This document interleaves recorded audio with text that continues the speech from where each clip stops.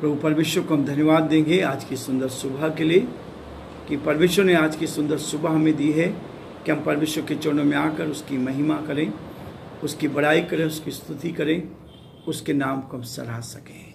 इससे पहले कि आज की सुबह के डिवोशन में हम चलें, हम प्रार्थना करेंगे, अपने मनों को तैयार करेंगे और प्रभु के हाथों में आज के पूरे समय को सौंपेंगे।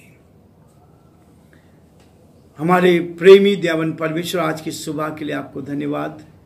ये सुंदर सुबह आपके द्वारा हमें मिली, हम इसके लिए आपकी तारीफ करते हैं। हम प्रार्थना करते हैं आज के इस डिवोशन पर आपकी आशीष हो प्रभु जी।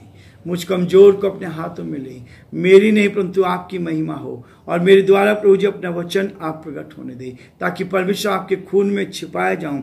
मुझ कमजोर पर दया कर, अपनी आत्मा से भर, सामर्थ से भर, शक्ति से भर, ताकि सब बातों के द्वारा आदर महिमा आपको मिले और आपका नाम ऊंचा किया जाए। इस पूरे समय को आपके हाथों में सौंपते हैं, चाहते हैं आपकी उपस्थिति साथ बने। हमारे भाई बहनों के लिए जो हमारे साथ यूट्यूब पर, फेसबुक पर जुड़े हैं, हम सबके लिए प्रार्थना करें, उनके परिवारों पर आशीष दे, उनकी समस्याओं का समाधान करें, उनके साथ आप रहे, बीमारी से, परेशानी से, कठिनाई से बचाएं।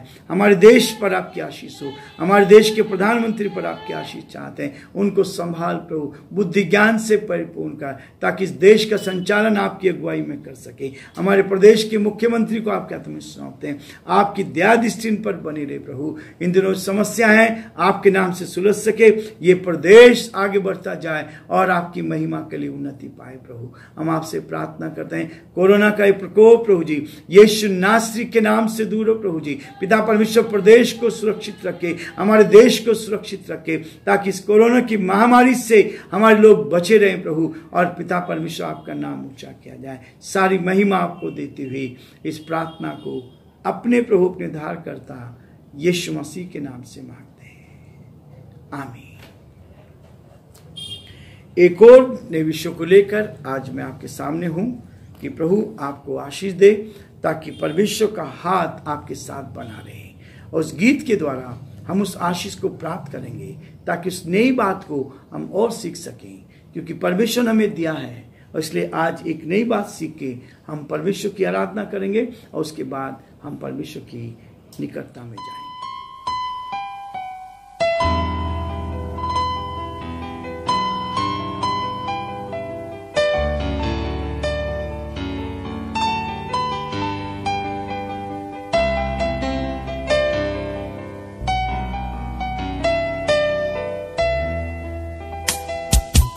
तेरी आराधना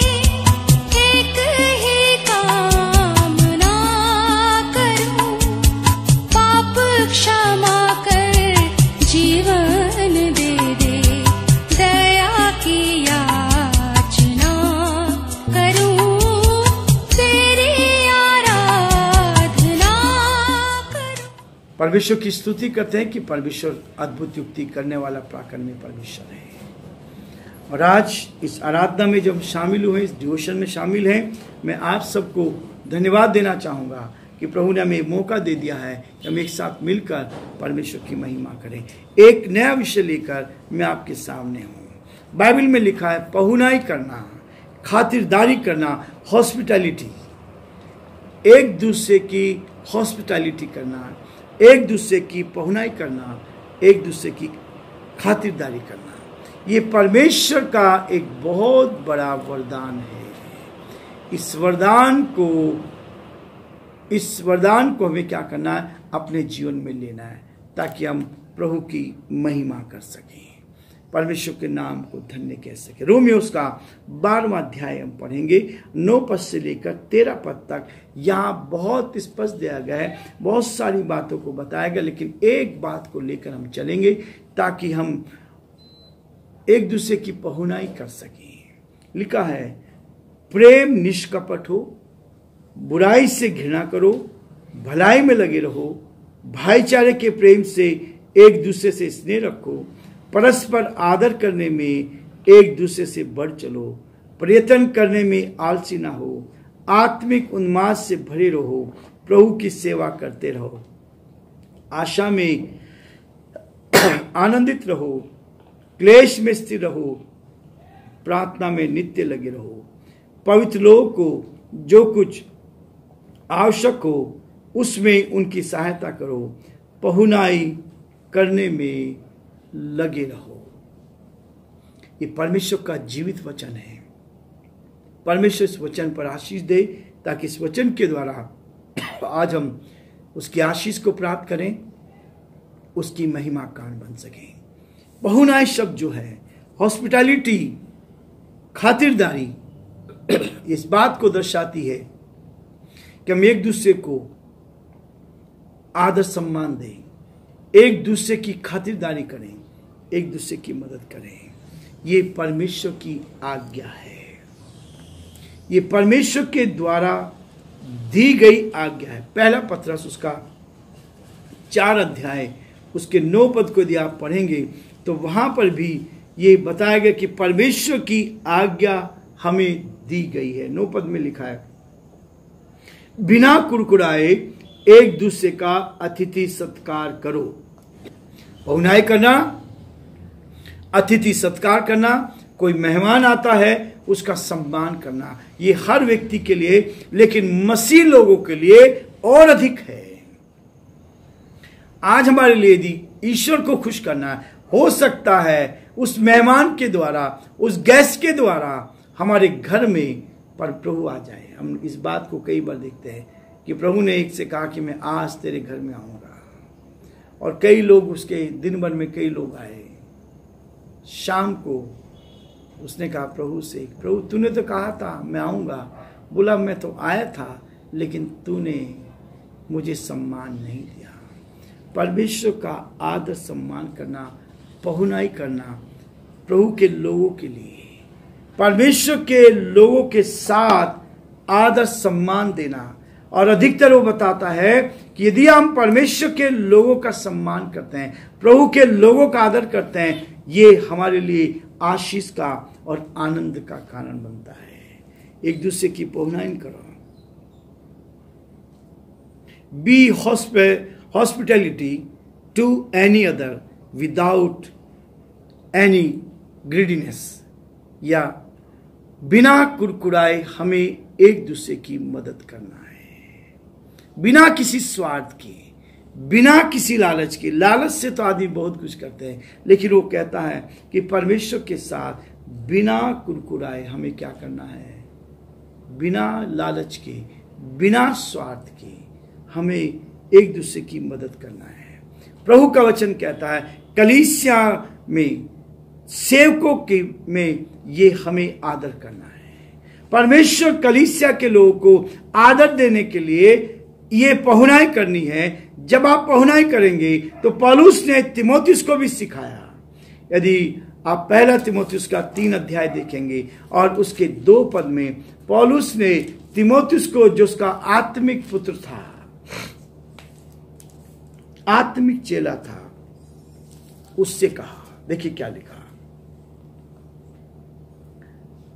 अब मैं पहले पद से पढ़ूंगा, दूसरे अध्याय का। उसमें इस प्रकार पहला तीमुथियुस का 3 अध्याय और उसके पहले पद से कहता है, यह बात सत्य है कि जो अध्यक्ष होना चाहता है वो भले काम की इच्छा करता है। यह आवश्यक है कि अध्यक्ष निर्दोष और एक ही पत्नी का पति, संयमी, सुशील, सभ्य, अतिथि सत्कार करने वाला और सिखाने में निपुण हो। अतिथि सत्कार, कोई हमारे घर में आता है, कोई हमारे घर में किसी को इनवाइट किया जाता है या कोई हमारे घर में आता है तो उसका आदर, उसका सम्मान हमें करना है। अतिथि सत्कार, यह बात सत्य है कि जो अध्यक्ष बनना चाहता है, जो लीडर बनना चाहता है, जो कलीसिया की अगुवाई करना चाहता है, वे भले काम की इच्छा करता है। और यह आवश्यक है कि अध्यक्ष निर्दोष हो और एक ही पत्नी का पति हो। एक ही पत्नी का पति हो। ये नए नियम में बताया गया। परमेश्वर का वचन कहता है यदि आप लीडरशिप में आना चाहते हैं, यदि परमेश्वर के घर में आप अध्यक्ष बनना चाहते हैं, पास्टर बनना चाहते हैं, प्रेरित बनना चाहते हैं, चेला बनना चाहते हैं, तो क्या हो, एक दूसरे की पहुनाई करना, अध्यक्ष निर्दोष हो और एक ही पत्नी का पति हो, संयमी हो, सुशील हो, सभ्य हो और अतिथि सत्कार करने वाला हो। इसलिए प्रभु ने इसको बहुत स्पष्ट कहा है। ये वचन में आज्ञा दी गई है ताकि हम इसको परमेश्वर की महिमा के लिए करें। तीतुस उसका 1 अध्याय और उसके 8 पद में भी इस बात को प्रभु ने बताया है। तीतुस की पत्री में हम इस बात को पढ़ते हैं कि परमेश्वर कहता है कि अतिथि सत्कार हमारा होना चाहिए। हम एक दूसरे का अतिथि सत्कार करें, एक दूसरे को प्रोत्साहित करें, एक दूसरे को प्रभु में उठाएं। और जब आप एक दूसरे की मदद करेंगे, ये कलीसिया में सेवकों की जिम्मेवारी दी गई है ताकि हम प्रभु के साथ चलकर उसकी महिमा। तीसरी चीज वो कहता है, मसीह जीवन की परख है। ये पहुनाई करना मसीह जीवन की परख है। परमेश्वर की आज्ञा है कलीसिया के सेवकों में, यदि आप कलीसिया में सेवक बनना चाहते हैं, यदि आप कलीसिया में सेवा करना चाहते हैं, कलीसिया को आगे बढ़ाना चाहते हैं, तो उसके लिए वो कहता है कि ये मसीह जीवन की परख है। जब आप मसीह जीवन में आगे बढ़ेंगे तो परमेश्वर क्या करेगा, आपके जीवन को इससे आशीष देगा और आपका जीवन आशीष से भर जाएगा। पहला तीमुथियुस उसका 5 अध्याय और उसके 10 पद में लिखा है। पहला तीमुथियुस मसीह जीवन की परख 5 अध्याय 10 पद कहता है, और भले काम में सुनाम रही हो, जिसने बच्चों का पालन पोषण किया हो, अतिथियों की सेवा की हो, पवित्र लोगों के पांव धोए हो, दुखियों की सहायता की हो और हर एक भले काम में मन लगाया हो। ये मसीह जीवन की परख है। जब आप मसीह जीवन में आगे बढ़ना चाहते हैं, परमेश्वर चाहता है ये 3 बातें मेरे और आपके जीवन में हो।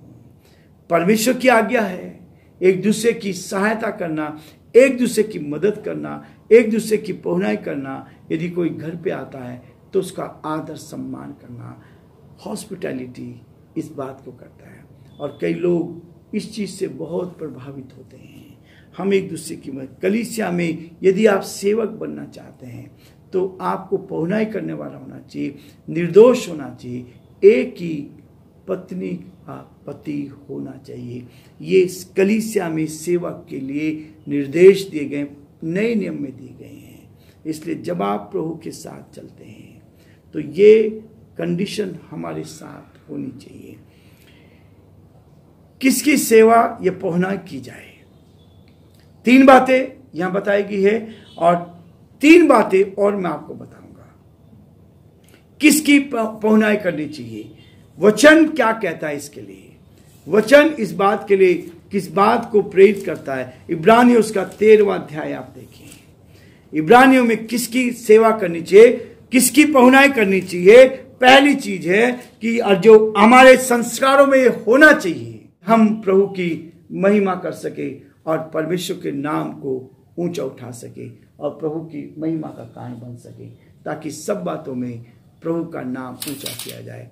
आज प्रभु हमसे चाहता है, आज प्रभु हमसे चाहता है हम परदेशियों की सेवा करें, परदेशियों की सेवा करें। इब्रानियों उसका 13वां अध्याय और उसके 2 पद में लिखा है, भाईचारे की प्रीति बनी रहे, क्योंकि अतिथि सत्कार करना ना भूलना, क्योंकि इसके द्वारा प्रभु कुछ लोगों ने अनजाने में स्वर्गदूतों का आदर सत्कार किया है, अनजाने में स्वर्गदूतों का आदर सत्कार किया है।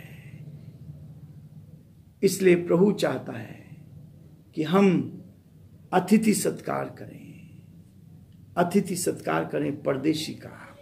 परदेशी व्यक्ति जिसके पास कोई ठिकाना नहीं है, ऐसे लोगों का हम अतिथि सत्कार करें। दूसरी चीज है, यशाया उसका 58 अध्याय में बताया गया है, 58 अध्याय और उसका 7 पद। यशाया चैप्टर 58 वर्स 7, इस बात को यशाया ने भी बहुत स्पष्ट किया है कि 58 अध्याय में हम इस बात को पढ़ते हैं और उसके 7 पद में कहता है, देखिए, क्या वह यह नहीं है कि अपनी रोटी भूखों को बांट देना, अनाथ और मारे मारे फिरते हुओं को अपने घर में ले आना, किसी को नंगा देखकर वस्त्र पहनाना और अपने जाति भाइयों से अपने को ना छिपाना। ये स्पष्ट दिया गया है, ये स्पष्ट दिया गया है, इस बात को बताया परदेशी की पहुनाई करनी है, कंगाल की पहुनाई करनी है। और नया नियम भी इस बात को दर्शा रहा है, नया नियम भी इस बात को दर्शाता है। लूका उसका 14 अध्याय और उसके 13 पद को, लूका उसका 14 अध्याय और उसके 13 पद को वो स्पष्ट कर रहा है, इस बात को कहता है ताकि हम कंगालों की सुधि लें। प्रभु मसीह ने भी इसको बहुत स्पष्ट किया। 14 अध्याय लूका का और उसका 13वां पद कहता है कि हम एक दूसरे की सुधि ले, कंगालों की सुधि ले। 13 पद में कहता, परंतु जब तू भोज करे तो कंगालों, टूंडों, लंगड़ों और अंधों को बुलाना। जब तू भोज करे तो ऐसे लोग की जो कंगाल हैं, जिनके पास भोजन नहीं है, जिनके पास हाथ नहीं है, जिनके पास पैर नहीं है, ऐसे को बुलाना और उनका क्या करना, सत्कार करना, पहुनाई करना, उनकी हॉस्पिटैलिटी करना।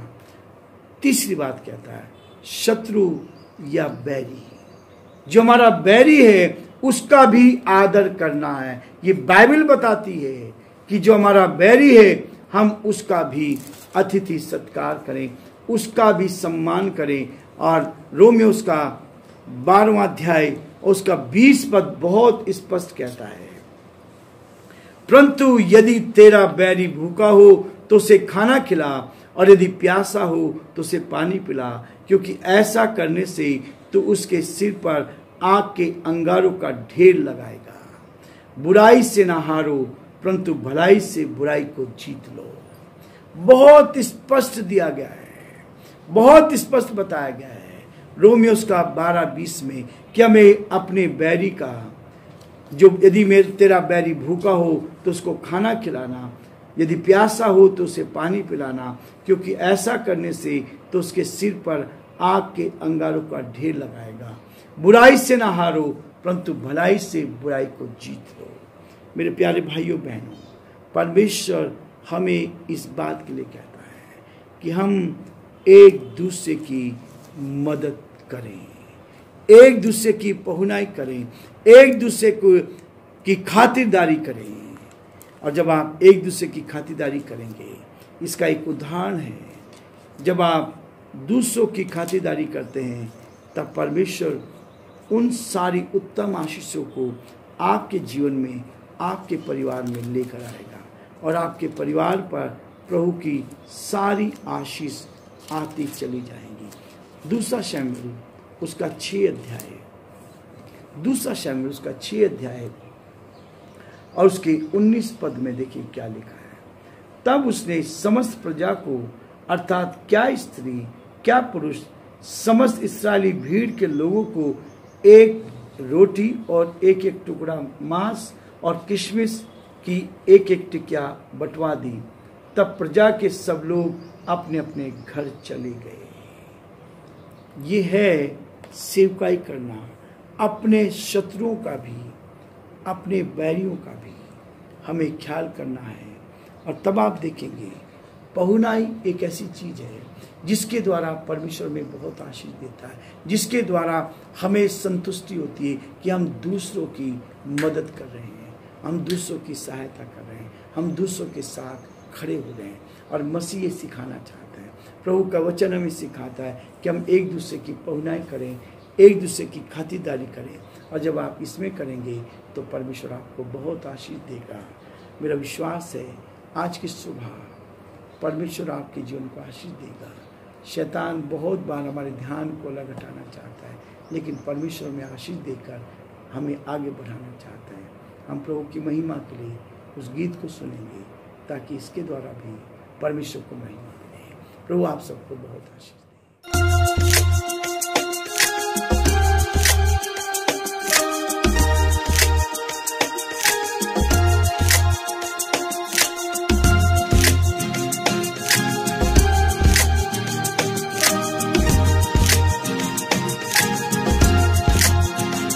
यहोवा तेरा नाम सबसे ऊंचा है।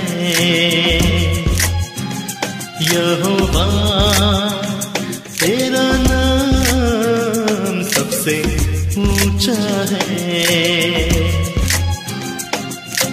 कोई भी नहीं यहाँ दूजा है। यहोवा तेरा नाम सबसे ऊंचा है।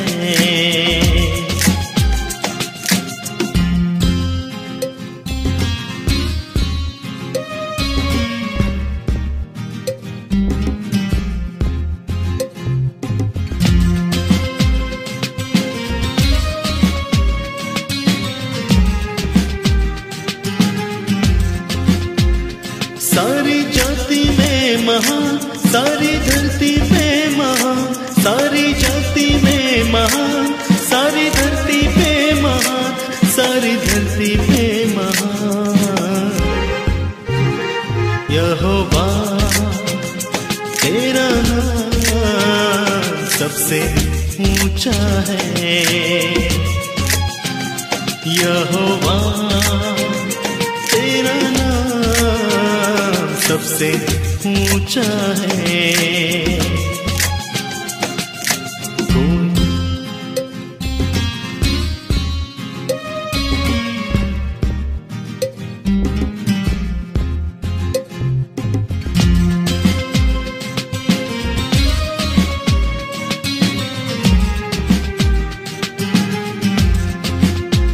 सोने से भी है सुंदर, मधु से भी है मीठा।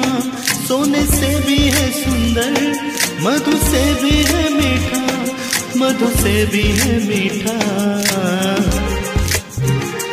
यहोवा तेरा नाम सबसे ऊंचा है।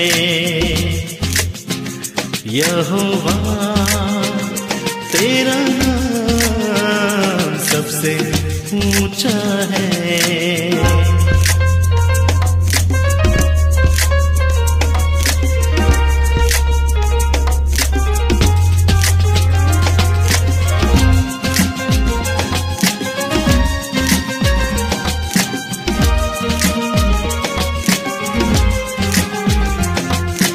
आखिरी पल में सांसें भरते हैं, तेरे नामों से आगे बढ़ते हैं। आखिरी पल में सांसें सांसें भरते हैं, तेरे नामों से आगे बढ़ते हैं। आगे बढ़ कर के तू थाम लेता है, आगे बढ़ कर के तू थाम लेता है। सारी खुशियों से तू दामन भरता है, सारी खुशियों से तू दामन भरता है। यहोवा